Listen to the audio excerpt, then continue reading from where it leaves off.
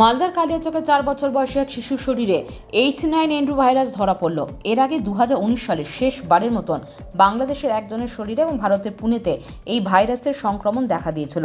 এরপর মালদার কালিয়াচকে 4 বছর বয়সী শিশুপুত্রর শরীরে মিলল H9N2 ভাইরাস। এই বিষয়ে মালদা জেলা মুখ্য স্বাস্থ্য আধিকারিক সুদীপ্ত ভাদুরী জানান, আজই পুনে থেকে রিপোর্ট এসেছে। জ্বর এবং পেটে ব্যথা নিয়ে গত 26শে জানুয়ারি মালদার কালিয়াচকে 4 বছরের শিশুপুত্র ভর্তি হয়েছিল মালদা মেডিকেল কলেজ হাসপাতালে। মালদা মেডিকেল কলেজ হাসপাতালের প্রায় 1 মাস চিকিৎসা চলার পর মার্চ মাসে তাকে নীলরতন হাসপাতালে রেফার করা হয়। নীলরতন হাসপাতালে শিশুর সমস্ত ধরনের পরীক্ষার রিপোর্ট পজিটিভ না আসায় শেষে ওই শিশুর স্যাম্পল পাঠানো হয় পুনেতে। ওই শিশুর রিপোর্ট রাজ্য স্বাস্থ্য দপ্তরের হাতে এসে পৌঁছায় আজ। সেখানে 4 বছর বয়সী শিশুর শরীরে H9N2 ভাইরাস ধরা পড়ে। এই ভাইরাস সাধারণত দেখা যায় না। এর আগে মহারাষ্ট্রে একবার ধরা পড়েছিল। সাধারণত এই ভাইরাস মানুষ থেকে মানুষের শরীরে সংক্রমণ হয় না। ওই শিশুর পরিবারের 14 জন সদস্য রয়েছে। সকল সদস্যের পরীক্ষা করা হয়েছে, তবে এই ধরনের ভাইরাস ধরা পড়েনি। ওই শিশুটি এবং পরিবারের সকল সদস্য সুস্থ রয়েছে বর্তমানে। আগামীকালই রাজ্য স্বাস্থ্য দপ্তরের একটি টিম মালদায় আসছে। পরের দিন তারা সংশ্লিষ্ট এলাকা পরিদর্শন করবেন। দেখুন, বাচ্চাটা অসুস্থ হয় জানুয়ারি মাসে। 26শে জানুয়ারি বাচ্চাটা মালদা মেডিকেল কলেজে ভর্তি হয় পেটে ব্যথা, জ্বর এগুলো নিয়ে। মালদা মেডিকেল কলেজে চিকিৎসার পর মালদা মেডিকেল কলেজ থেকে তাকে নীলরতন হাসপাতালের জন্য ছুটি করায়, মানে আরেকটু বেটার ট্রিটমেন্টের জন্য, কারণ তার একটা শ্বাসকষ্ট চলছে।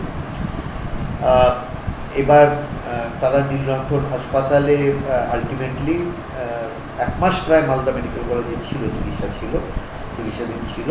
নীলরতনে তারপরে মার্চ মাসে ভর্তি হয় এবং নীলরতন হাসপাতালে তার চিকিৎসা হয় এবং ওখান থেকেই স্যাম্পলটা যায় হচ্ছে, মানে যেহেতু ওরা আমাদের যে ইনফ্লুয়েঞ্জা প্যানেলিং হয় তাতে সাধারণভাবে কোভিড দেখা হয়, H1N1 দেখা হয়, এগুলোতে মানে কোনোটাই তার পজিটিভ আসে না জন্য তার স্যাম্পল NIV পুনেতে পাঠানো হয়। NIV পুনে থেকে তার স্যাম্পেলে H9N2, এটা হচ্ছে এভিয়ান ইনফ্লুয়েঞ্জা এ ভাইরাস। ইউজুয়াল বার্ড ফ্লু বলতে আমাদের যে কালিং বা যে সময় আমাদের অভিজ্ঞতা আছে সেটা হচ্ছে H5N1।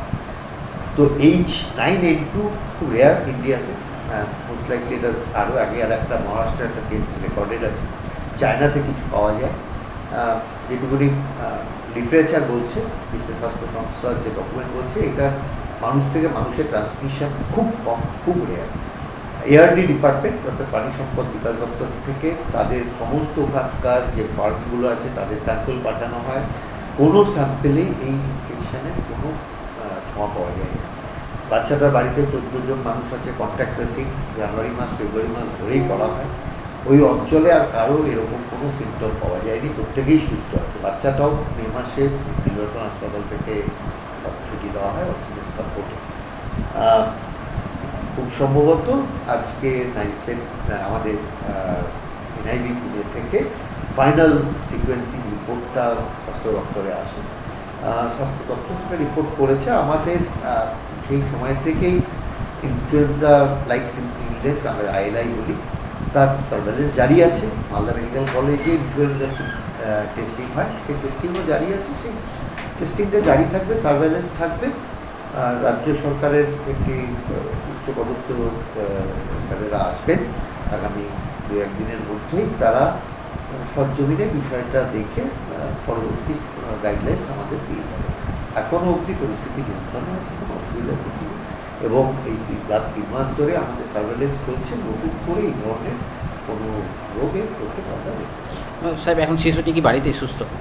শিশুটি বাড়িতে এসে মে মাসে, এই মুহূর্তে আজকে কোথায় সেটা তো না, আজকে তো তার রিপোর্টটা এসছে। বাচ্চাটি জানুয়ারি ফেব্রুয়ারি মার্চ এপ্রিল তখন যখন অসুস্থ ছিল তখন আমাদের সার্ভেলেন্স চলতো, নীলরতনের থেকে রিপোর্ট নেওয়া হতো, তারপর বাচ্চা আস্তে আস্তে সুস্থ হয়ে মে মাসে বাড়িও চলে গেছে। এই আজকে কোথায় আছে আমি বলতে পারবো না। আজকে রিপোর্টটা, জেনেটিক রিপোর্টটা পুনে থেকে এসছে। এই সময়ের সঙ্গে এখনকার ওখানে কোনো আউটব্রেক কথা চলছে। নিউজ বাংলা।